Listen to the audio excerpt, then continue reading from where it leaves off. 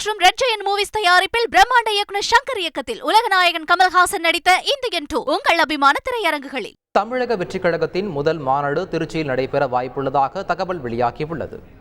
தமிழக வெற்றிக் கழகத்தின் முதல் மாநாட்டை திருச்சி அல்லது மதுரையில் நடத்த திட்டமிடப்பட்டிருந்ததாக கூறப்படும் நிலையில் இடத்தை தேர்வு செய்யும் பணியில் கட்சி நிர்வாகிகள் ஈடுபட்டிருந்தனர். இந்நிலையில் திருச்சி சென்னை தேசிய நெடுஞ்சாலை சிறுகனூரில் தமிழக வெற்றிக் கழகத்தின் முதல் மாநாடு நடைபெற அதிக வாய்ப்புள்ளதாக தகவல் வெளியாகியுள்ளது.